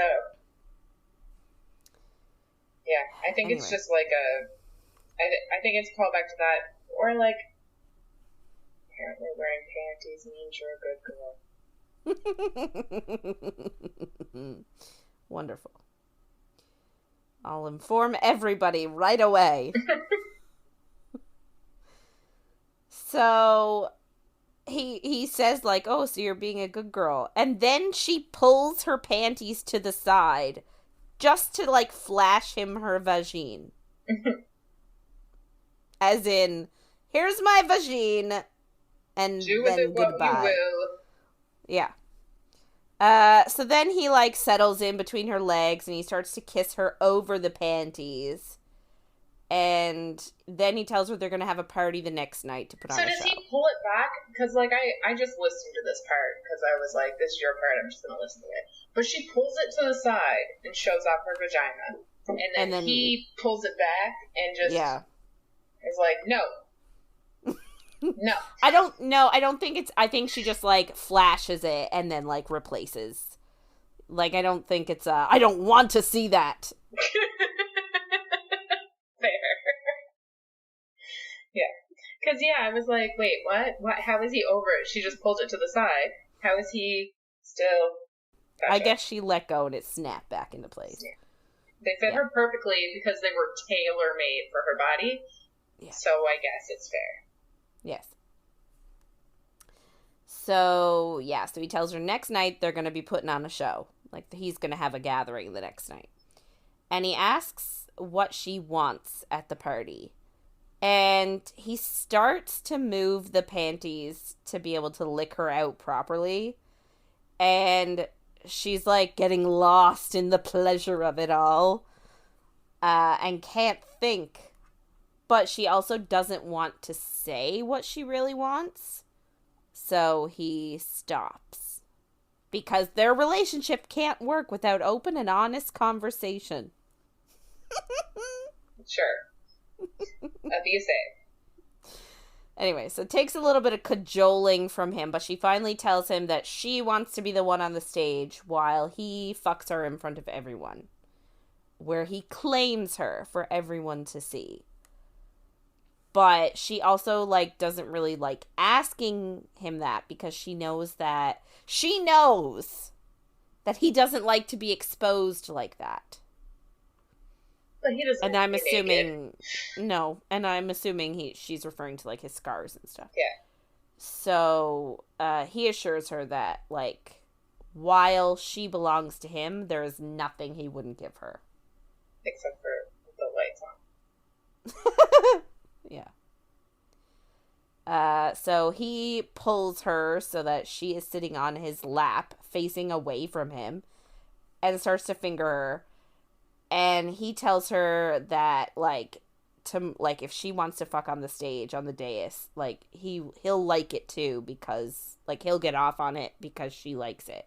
So, like, he's not normally an on-the-stage performer, like, that's not normally his kink, but because she wants it, he's gonna get turned on by it. But, like, he was serious the first time they spoke about it, about them being on the stage. Because he had to make calls to change it, because he was like, she's not comfortable. So, like, I don't understand why she thinks he won't do it. Also, he doesn't need to take his clothes off for that. He just needs to whip his dick out. Yeah. And apparently it's a nice one, because she wants to paint it. She does want to paint it. She wants to paint it flaccid and all.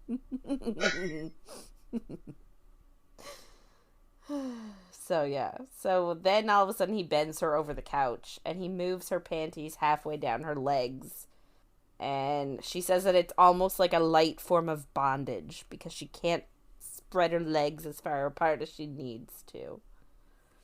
So he grabs a condom, and I actually do really enjoy that the author mentions the use of condoms all the time. Mm-hmm. Yeah. Which is good.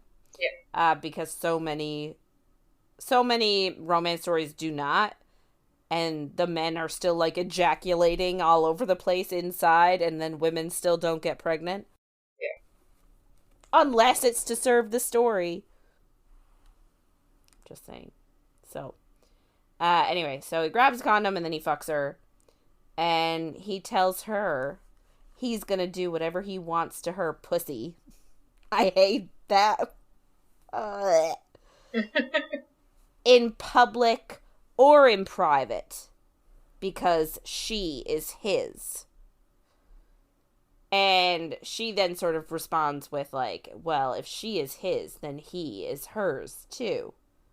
Okay. And yeah. Anyway, then she comes, and he also comes, because he liked that. And he immediately grabs her and lifts her up and brings them to their room, and they're gonna have sex again. Their room. Ooh. Their room, yes.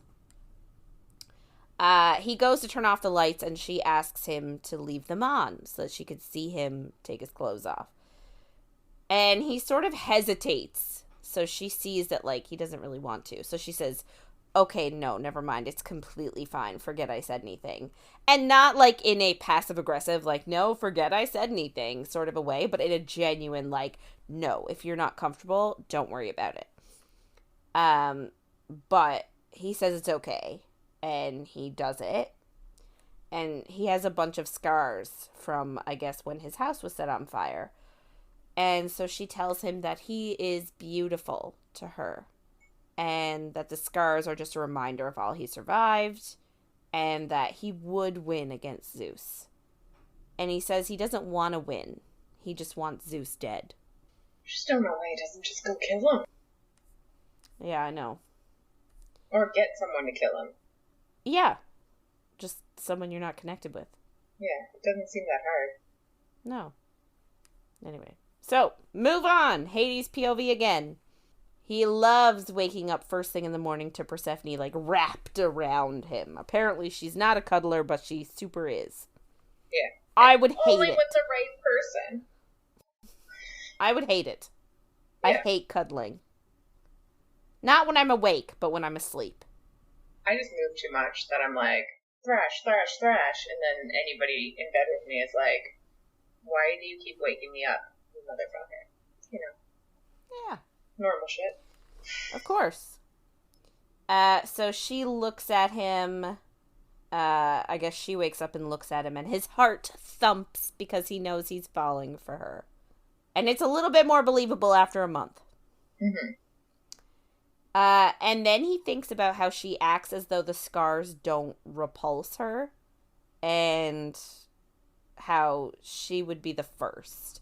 I just don't understand what kind of person would be repulsed by scars. Like, they're a part of your body. Why on earth would you, like, if you're... I just don't understand how you would, like, actively... And, like, how you would show somebody that you think their scars are gross. Yeah... I just think, like, I get that if you have extensive burns to your body, it does change how your body looks, for sure. Yeah. So I understand 100% being self-conscious about that, but, like, we've talked about scars many times. But, like, I can't imagine caring about someone's scars, but well, that's what I mean. I can also imagine feeling self-conscious about them. Yes, that's what I mean. Like, 100% I understand where he's coming from if he's self-conscious, but he literally talks about how he had a partner who was another man and had a strong response to his scars, so Hades decided he wouldn't let his partner see that anymore because that former partner had such a strong negative response. So that's really what I mean. Like, how can somebody, if you are having sex with someone and they are getting you all hot and bothered, like, why do scars on their body matter? Yes, but men. I think that's the issue. Okay, sure. No, I know, like, I can't imagine if you were, yeah. Like, sometimes if you feel self-conscious about something, you can also project it on other people as well. So I don't know if it was like 100%, like, obviously we don't have that scene, we don't know. But like, sometimes if you feel like you're insecure about something and then somebody sees it and they don't react the way you want to see, even if it's neutral, you could take it as bad. But yeah. So they chat a little bit, like, pillow talk about the supplies in the lower city and how, like, Demeter has made good on the supply threat. And the supplies are dwindling, but Hades has prepared for this, and he has stockpiled a bunch of stuff just in case. And she sort of can't believe her mother would be that cruel and, like, subject innocent people to these supply problems, and thinks that, like, maybe she has been selfish and sort of ran without even thinking. And, like, maybe, but you kind of, like, you got to take care of you first. And, like, she was literally, like, vomiting over the thought of Zeus touching her. So I feel like, running was probably the only smart solution here. Yeah, I think, like, this came up in one of my parts, I think maybe last week as well. Mm-hmm. But I was like, she's reading too much into how her mother is and how she thinks that, like, she's similar. And it was probably also because she, like, wants to still love her mother. It's hard. It's a hard relationship, so. Yeah. So I guess he asks, like, if she trusts him, and she says, of course. Which, of course, claws his heart up even more that she trusts him so much. And then he thinks about how he never thought that when she left, she would take his heart with her. I know. He didn't even have a heart yesterday. Apparently not. So she changes the subject and says, like, it just, like, completely comes out of left field. Her changing the subject. It does, yeah. She tells him that she would like to stop using condoms. And he is like, really? And sort of like, she's like, yeah, of course. And he says that he assures her that he is tested regularly for STI, sorry. And she tells him that she was tested after her last partner, and she was all clean. And she also has an IUD. And he is, like, really, really wants to, but sort of wants to assure her that, she doesn't have to do this. But I'm thinking, why would she ask? She brought it up. If she didn't want to, why would she ask?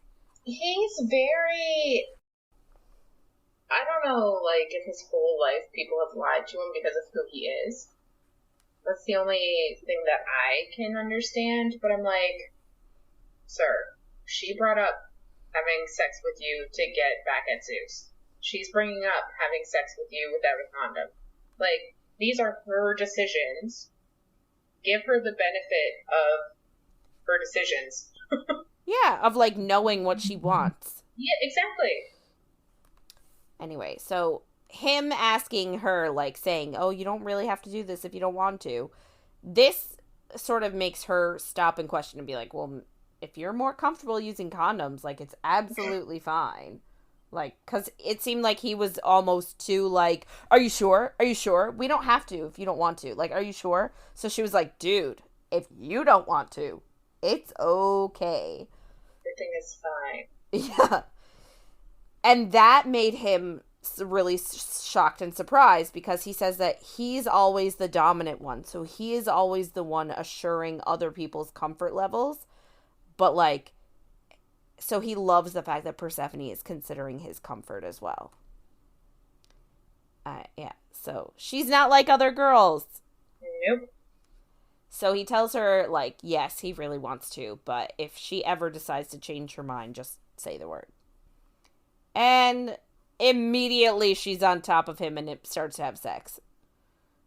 Like, he literally is just like, just say the word and I'll change if you change your mind. She's like, nope, okay, we're going for it. And he's turned on by the amount of trust she's placed in him, and neither of them last very long. It's like minute, 2 minutes tops, they're both coming. And I think they get up to go shower, and she initially wants to, like, stick around and, like, have sex more and, like, just be lazy in bed. But he says, well, how about we go to the greenhouse? And I think you introduced the greenhouse last week. Yeah. And she really wants to go. She loves it. It's like her new favorite place. So she's like, oh, okay. So, like, all thoughts of sex are out the window now. So they go to the greenhouse for a little bit. Then they go visit some of the stores to sort of, like, check in on supplies and just, like, Hades so that he can, like, talk to some of the store owners and stuff like that. And Persephone sees a pet store and wants to go in. So they do. And the lady who owns the store asks Hades if he's finally decided to adopt a dog. And tells Persephone that she's been bugging him to adopt a dog so he's not lonely in his big old house by himself. And she's like, normally we don't stock dogs in this pet store. But, lucky for you, I found a box of puppies left by the bridge. So I have a box of puppies. And I'm like, of course, what a coincidence. So it's like a little box of, like, little black puppies, and Persephone loves them immediately. And while Hades doesn't really want to care, like, he obviously thinks they're real cute and whatever. Yeah. So, Persephone manages to persuade him to take one because she thinks it will make him happy. And she wants him to have something because she isn't permanent in his life. So she wants him to have something with him so that he's not alone when she leaves him. Yeah. And he is very easily swayed. He is. But, it does not take much. It's actually wild. Puppies are a lot of work. Yes. Just have a child. Like... But, like, this is what I mean. Like, she is making the decision to have puppies, and then she's just going to abandon them with him? Yeah. Like, that doesn't seem fair. No. So, Hades, like, she thinks that, you know, he's going to take one of the puppies, and then he's like, oh, but the puppy will be lonely without his brother or sisters, whatever. Let's take all of them! Which I also am like, yeah. It's probably true, but also I wouldn't do it. No. But I mean, I guess if you had a huge house, a staff that cleaned up after you, and you didn't have to worry about money. Yeah. I still wouldn't get dogs. No, I know. I'd get something else, but sure. I get it.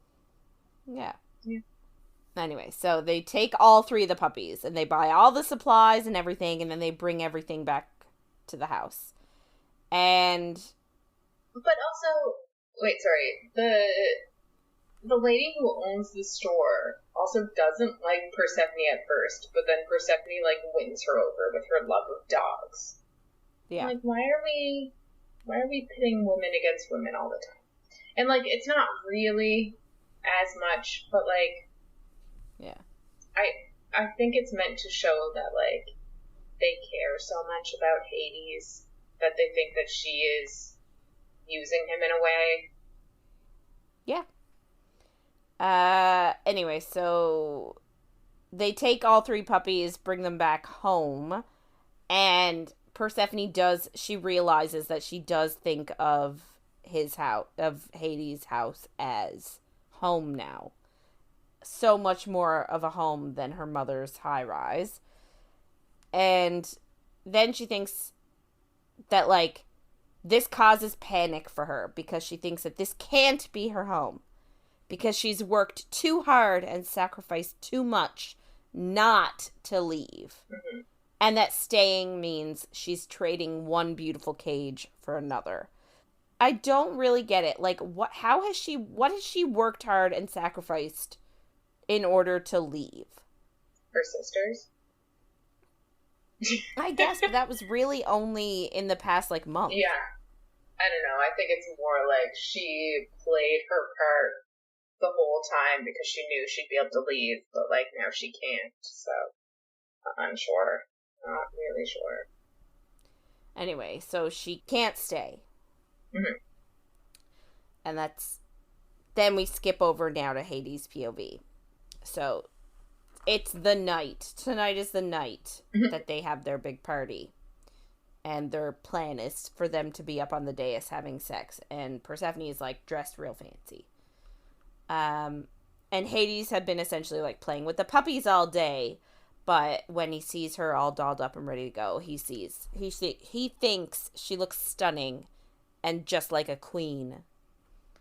And she asks about names for the puppies. And just one guess what he names one of them. So he says he names the biggest one Cerberus, of course. But he wants her to name the other two.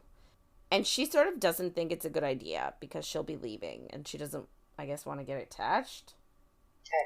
But he says if they were different people, he would move heaven and earth to get her to stay. And she responds that, and he sort of also says, like, he would beg her to stay. And she responds that if they were different people, he wouldn't have to beg. She would want to stay. But they are different people. So, or they aren't different people. It's like, she's 24. Let her leave for, like, a 2-year sabbatical and then come back. Yeah. Like, she really only wants to go get her master's degree or something, doesn't she? Yeah, exactly. Let her go get her master's, do a long-distance bitch, and then... come back. Yeah, by bitch I mean, like, relationship. I don't mean... Yeah. Sleep with someone else while she's gone. Unless you want to, if that's what you guys are into, do whatever you want. Yeah. So, Hades admits to himself that he loves her, but he refuses. He's not going to beg her to stay because he doesn't want to be one of her jailers. So that's why he's not going to tell her that he loves her, because he's afraid that this declaration would cause her to stay. So he loves her enough to let her go. Yep. She is terrible at naming things because she named the other two puppies, and this just shows that she should not have babies. So the other two puppies are named Charybdis and Scylla. Skyla's not too bad, but Charybdis is weird. Yeah. Anyway. They go to the sex room. And they're sort of, like, hesitating at the door. And Persephone admits that she's sort of more nervous than she thought she would be. And Hades assures her, like, she doesn't have to do this if she doesn't want to. In other words, sex in the spotlight. Yeah. Like, up on the dais. And then she asks if they can play it by ear instead, like, just see how she feels. So he says, yes, absolutely. So they go into the room, and the place is packed, but they go to the throne, and as they're walking to the throne, Hades feels Persephone get, like, more stiff, and he sees her put on her sunny mask sort of persona. Mm-hmm. So when they go sit down, he decides that she's not ready again, and that it's a bad idea to go on the dais. So he tells her, like, change your plans. I don't want to fuck you on stage tonight. And she's, like, relieved. So she just asks, like, if she can suck his cock instead. So she gets on her knees and sucks him off. And, of course, he's so big, she's choking on it. But she loves it. However, because she's choking a little bit, her eyes are watering and she's gagging. So everyone sees that. And Hades sort of sees some people looking at her with pity, like, as in they really think that he's, like, forcing this on her. And he hates that. Like, he is, like, starting to get out of it, which I wonder if he's maybe starting to go a little softy. 100%. Because he's starting, right? Like, he's like, shit, I don't like that, like, they planned it sort of this way, but he doesn't like how it makes him feel to know that certain people could think that of him. Yeah, exactly. Anyway, so he's hating it, but Persephone notices, because she's very perceptive, and reminds him that this night is just the two of them. It's just about the two of them. Even though everybody's watching and it's about everybody else. Even though everyone's watching, yeah. Anyway, that brings him back into it, and he manages to, like, come in her mouth, and of course she swallows and then stands up and, like, wipes her mouth a little bit. And he wants to show her that he loves her, even though he can't voice it, so he wants to show her. And, yeah, and decides that she deserves to be worshipped because she looks like a goddess, and so he hauls her up, and he sits her on the throne, and he gets on his knees now. It's his turn. Woo! Yeah. And that's where we end this week. Oh. Hades on his knees. Wow. About to do something. We don't know. We don't know what he's going to do. We don't know. We don't know what he's going to do. I guess. Yeah, I imagine it's going to be pretty hot, but again, I don't know. Not sure. Yeah. Interesting. But yeah. It was a very sexy week this week. It was a very sexy week this week. Lots of spice. Good, but good spice. Yeah, I like the spice. I feel like I missed it a little bit. And I miss it all the time, but I feel like from Blood and Ash last week, the next book in that series is a lot spicier. But this one, it didn't really get spicy until the end. Yeah. Yeah. So this one, I like that it's, a decent amount of spice most of the way through. Yeah. Completely agree. I'm a fan of, especially when I just want spicy shit, I do read Katee Roberts' books. Yeah. I have to read some of her other stuff. Yeah. So yeah, that wraps it up for this week. If you want to get in touch with us and share your thoughts on anything you heard in any of our episodes, or if you have any book suggestions for the podcast, or just in general, you can email us at coffeeandcoread@gmail.com, and be sure to check us out on Twitter, Facebook, and Instagram at coffeeandcoread. Yeah, so next week we're going to be finishing Neon Gods. May is over. What? Chapters 24 to the epilogue. I love an epilogue. So make sure to follow along, and if you're enjoying our little chats, don't forget to follow, rate, and review wherever you find our content. Thanks for listening, everybody, and we'll see you on the next page.